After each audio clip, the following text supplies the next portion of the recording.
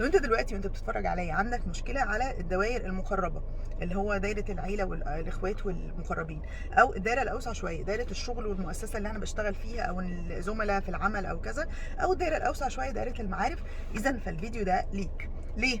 لان انا جه على بالي كده خاطره بسبب حاجه درستها من 10 سنين في 2013 لما جيت ادرس اداره. فكنت بدرس حاجه كده تبع اسمها اداره المنشات التعليميه، فرحت ادرس، كان اول موديول فيها حد بيدرسه لنا، ربنا يمسيه بالخير يعني ولا يبارك له ولا مطرح ما هو موجود، اسمه نايجل رودي. قال لنا لو انتوا فاهمين ان انتوا جايين تديروا منشاه تعليميه، ده هناك. ليه؟ لان مش هينفع ندير منشاه تعليميه واحنا مش عارفين الموديل ده. موديل كده عرفه لنا واتكلمنا فيه، سهل قوي، ممكن احطه لكم في الكومنتات، صوره كده مجمعه سهله وبسيطه لاي حد ممكن يفهمها يعني. الا انها كانت نقطه تحول في حياتي، وكان كاني اول مره اسمعها وقتها. ايه بقى؟ قال لنا هاخدكم بس الحته بعيده كده وانا هرجع للحل. قال لنا ساعتها ان انت عشان تدير منشاه تعليميه او تدير حاجه مؤسسه اوسع منك، محتاج ان انت تركز على 3 نقاط تركيز، كان اسمه 3 kinds of focus. اول حاجه الانر فوكس، تركيز على انفسنا، ان انا قبل ما ادير منشاه تعليميه اعرف ازاي ادير افكاري ومشاعري ونفسي الاول، اعرف ازاي ادير نقاط قوتي واكتشفها وابني عليها وابقى قدوه للاخرين في نقاط القوه دي، اعرف ازاي عيوبي فين واشتغل عليها او ما اظهرهاش عشان ما اذيش الاخرين. وده يودينا للتاني نوع من انواع الفوكس، الاذرز فوكس.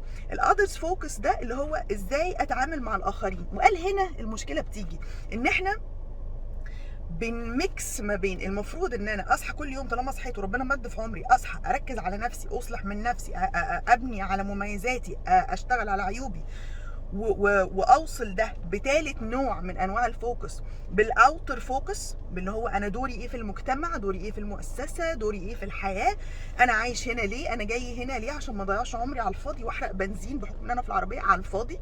يعني تخيل ان انا راكنه وفرامل وكله وعماله ادوس على البنزين، ادوس على البنزين، ادوس على البنزين ليه؟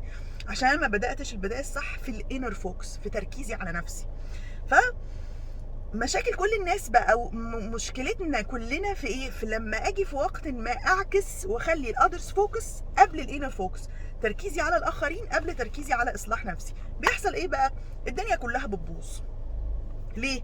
لو قسناها حتى من القصص اللي احنا عارفينها، مثلا في سوره سيدنا يوسف لما اخواته، المشكله بدات فين؟ لما بداوا يركزوا عليه وعلى معامله ابوه ليه، لما بداوا يركزوا اول ما تبدا في شغلك تركز على اشمعنى فلان، اشمعنى علان، هو معرفش ليه حياته احسن من حياتي، ليه حياتها اوحش من هي، ليه بتحب فلانه وما بتحبنيش. هو من هنا اول ما بعكس، هذا كور المشكله، اللي هو ايه العمق بتاع المشكله في الحته دي. طب لو طلعنا للحل فين؟ لو طلعنا نحلها بقى عشان تتحل على جميع المستويات، الحل الوحيد ان انا اصلح من نفسي، الانر فوكس، التركيز على نفسي.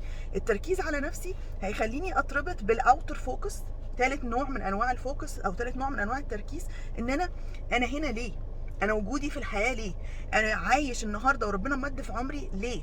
وهنا ياخدنا لتاني نوع من انواع الفوكس اللي هو الاذرز فوكس بقى، ان انا لما بتعامل مع الناس هعرف اتعامل مع الناس، امتى هبعد، امتى هقرب، امتى هحدد العلاقه، امتى هبعد خالص، امتى هحل، امتى مش هحل، امتى هعمل ايه، ازاي وانا مركز على نفسي ومركز على اصلاح نفسي اولا، وبتقي الله وعارف انا بتحرك في حدود ايه ثانيا. فمن ثم تعاملاتي مع الاخرين كانت في اي بقى اتجاه من دول، فانا هبقى الى حد ما، حتى لو في خساره للعلاقات او حتى لو في مشاكل نوعا ما، هبقى فاهم انا بعمل كده ليه. فالحل تحديدا اصلاح انفسنا، هو ده اللي هيصلح الحال.